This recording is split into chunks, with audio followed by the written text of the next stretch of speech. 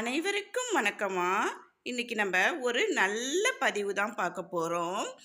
அதாவது நான் போடுற ஒவ்வொரு பதிவுமே உங்களுக்கு ரொம்பவே பயனுள்ளதா இருக்கும் அப்படிங்கிற நம்பிக்கையோட தாம்மா போடுறேன்.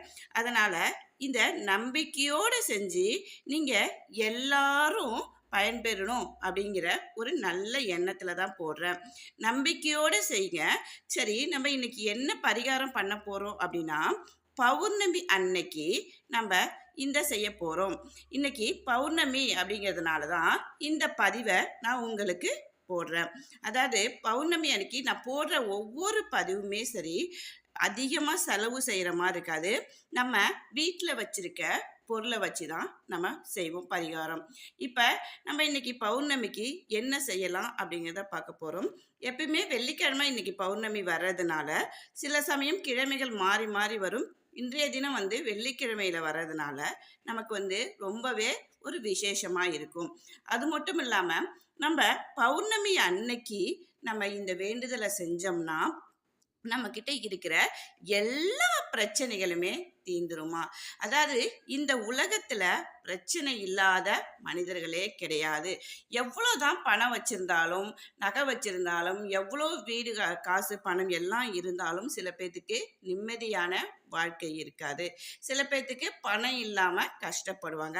அப்ப எல்லாருமே ஏதோ ஒரு காரணத்துக்காக மன கஷ்டத்தோடயோ இருந்துகிட்டு தான் இருக்காங்க.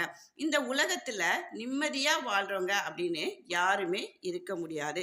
ஏதாவது ஒரு சூழ்நிலையில அவங்களுக்கு ஏதாவது ஒரு பிரச்சனைகள் தான் இருக்கும். அப்ப அந்த பிரச்சனை நம்ம அப்படியே கொண்டு போக முடியுமா? முடியாது. அப்ப நம்ம என்ன பண்ணுவோம்? கடவுள்கிட்ட போய் வேண்டிப்போம். அந்த மாதிரி செய்யறதுதாம்மா இந்த மாதிரி பரிகாரம். இதை நீங்க என்ன வேண்டுனாலும் உங்களுக்கு அப்படியே கிடைக்கும். சரி, ஏன் நம்ம இன்னைக்கு செய்யறோம் அப்படின்னு சொல்லி பார்த்தோம்னா, இன்னைக்கு தான் முழு நிலவு வரும். இந்த பிரபஞ்சத்துக்கிட்ட நம்ம என்ன வேண்டுனாலும் அப்படியே நடக்கும் அப்படிங்கிறதுக்காக தான் இந்த பதிவை நான் உங்களுக்கு போடுறேன். மறுபடியும் சொல்றேன். அதாவது நடக்கும், நடந்துச்சு அப்படிங்கிற நம்பிக்கையோடு செய்கிறவங்க மட்டுமே இதை செஞ்சு பாருங்க. நம்பிக்கை இல்லாதவங்க நீங்கள் செய்யவே வேண்டாம். நாங்கள் யாரையுமே கட்டாயப்படுத்தி இதை செய்யுங்க அதை செய்யுங்க நாங்கள் சொல்ல போகிறதில்ல. உங்களுக்கு நம்பிக்கை இருந்தால் செய்யுங்க. நான் போடுற ஒரு பதிவுமே நான் ஒவ்வொரு தடவையும் சொல்லிக்கிறது அதுதான். நான் பயனடைஞ்ச பிறகு தான் உங்களுக்கு அந்த பதிவை போடுறேன் அப்படிங்கிறத நான் உங்கள்கிட்ட தெரிவிச்சுக்கிறேன். மறுபடியும் உங்ககிட்ட நான் தெரிவிச்சுக்கிறேன். சரி, இப்போ நம்ம இதுக்கு என்ன தேவை அப்படிங்கிறத பார்க்க போகிறோம். இதில் நமக்கு ரொம்ப ரொம்ப முக்கியமானது எதை எடுத்துக்க போகிறோம்னா, ஒரு சொம்புல, அது சில்வர் சொம்பா இருந்தாலும் சரி, இல்லை நீங்கள் பித்தளை பாத்திரம் எதுவாக இருந்தாலும் சரி, அதில் நிறையா தண்ணி எடுத்துக்கணும். இப்போ இந்த தண்ணியை வச்சு தான் நம்ம இந்த பிரபஞ்சத்துக்கிட்ட நம்மளுடைய வேண்டுதலை வேண்ட போகிறோம். சரி, நம்ம என்னென்ன மீதி எடுத்துக்கணும் அப்படின்னு சொல்லி பார்த்தோம்னா, இது மாதிரி ஒரு பித்தளை தட்டு எடுத்துக்கங்க. பித்தளை தட்டில் எப்பயுமே நம்ம அதில் மஞ்சள் குங்குமம் எல்லாம் வைப்போம் பார்த்தீங்களா, அந்த மாதிரி மஞ்சள் குங்குமம் எல்லாமே வச்சுக்கோங்க. வச்சுக்கிட்டு 2 அகல் விளக்கு எடுத்துக்கோங்க. 2 அகல் விளக்கு எடுத்துக்கோங்க. அதில் நல்லா சுத்தம் பண்ணிவிட்டு சுத்தமான தண்ணியில் கழுவி எடுத்துக்கிட்டு மஞ்சள் குங்குமம் அதுலேயும் வச்சுக்கோங்க. அது போக மேலே அதில் இலுப்பை எண்ணெய் போட்டுக்கோங்க.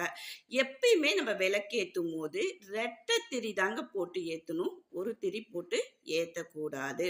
2 திரி போட்டு அதில் இலுப்பை எண்ணெய் நீங்கள் போட்டுக்கோங்க. விளக்கு ஏற்றும் போது 2 விளக்கு தான் ஏற்றணும். அதாவது அதுக்கு மேலே நீங்கள் எத்தனை வேணாலும் ஏற்றிக்கலாம். ஒற்றை விளக்கு எப்பயுமே ஏற்ற வேண்டாம். அதில் இந்த தட்டு மேலே அந்த 2 விளக்கையும் வச்சுக்கோங்க. அதில் பக்கத்தில் நம்ம எப்பயுமே பூஜை செய்யும் போது, சுவாமிக்கு படைக்கும் போதுனாலும் எப்படியுமே நம்ம பூ வச்சுப்போம் விளக்கு ஏற்றும் போது. அப்போ உங்ககிட்ட என்ன பூ இருக்கோ அந்த பூவை வச்சுக்கோங்க.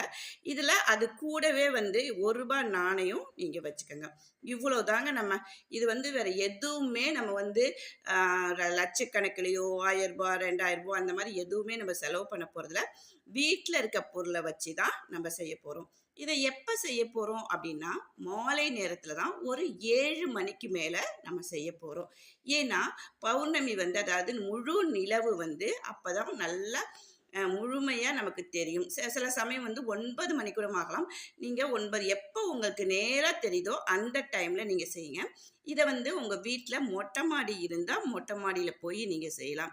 இல்லைம்மா எங்களுக்கு மொட்டை மாடி கிடையாது, நாங்கள் அப்பார்ட்மெண்ட்டில் இருக்கோம் அப்படின்னா பால்கனியில் கூட நீங்கள் வச்சு செய்யலாம். எப்படியுமே நிலவு அன்னைக்கு வந்து பௌர்ணமி வந்து எல்லா இடங்களிலும் தெரியும்.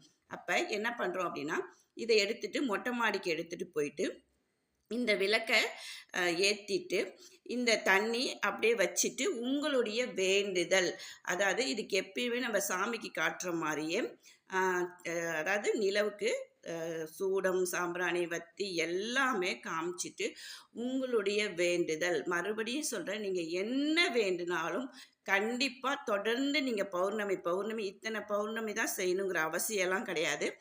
எத்தனை வாரங்கள் நீங்கள் செஞ்சாலும் உங்களுக்கு நன்மைகள் தான் கிடைக்கும். நீங்கள் உங்களுடைய வேண்டுதல் எதுவாக இருக்கட்டும், திருமணம், பணவரவு வேணும், அதாவது எங்களுக்கு வீட்டில் நிம்மதி இல்லை, பிள்ளைங்க படிக்கணும், பையனுக்கு நல்ல வேலை, திருமணம் கைகூடணும், அதாவது கணவருக்கு நல்ல வேலை, வீடு கட்டணும், இது மாதிரி என்ன வேண்டுதல் இருந்தாலும் அந்த பிரபஞ்சத்திட்ட மனசார வேண்டிக்கங்க.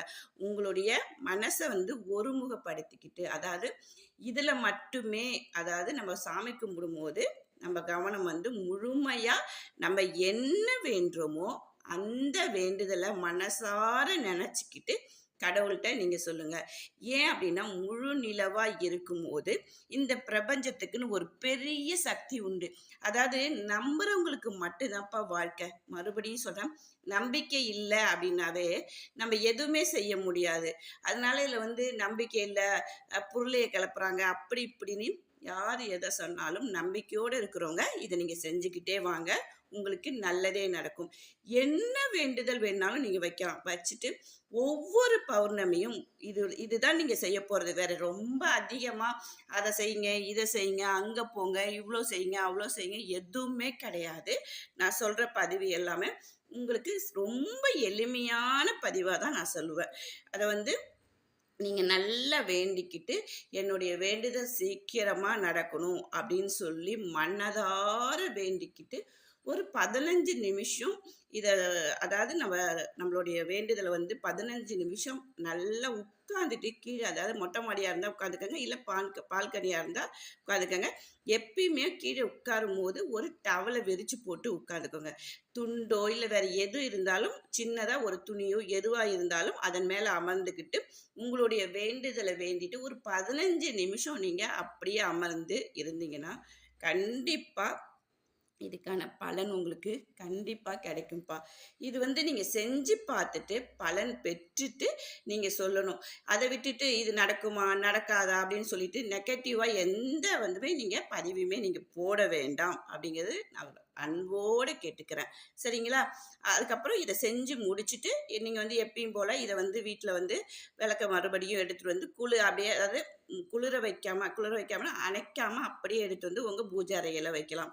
இல்லை நீங்கள் அப்படியே அங்கே காற்றுக்கிட்டு இதை அடிச்சுன்னா, அதாவது சில சமயம் வந்து மொட்டை மாடியில் காற்று அதிகமாக வீசும். அப்படி இருக்கிற பட்சத்தில் வந்து நீங்கள் என்ன பண்ணனா, அதாவது விளக்கேற்றாமல் நிறவிளக்குன்னு சொல்லுவாங்க பார்த்தீங்களா, அந்த மாதிரி கூட நீங்கள் வேண்டிட்டு கற்பூரம், அதுக்கப்புறம் சூடம், சாம்பிராணி இதை மட்டும் ஏற்றிட்டு உங்களுடைய வேண்டுதலை வேண்டிட்டு நீங்கள் வந்துடுங்க. இது மாதிரி ஒவ்வொரு பௌர்ணமி நீங்கள் செஞ்சுட்டு வரும்போது அவ்வளவு நல்ல விஷயங்கள் நடக்கும் அப்படிங்கிற நம்பிக்கையோடு செய்யுங்க. இதுதான் என்னுடைய நல்ல பதிவாக இருக்கும் அப்படிங்கிறதுனால நான் இதை போடுறேன். வாழ்க வளமுடன்.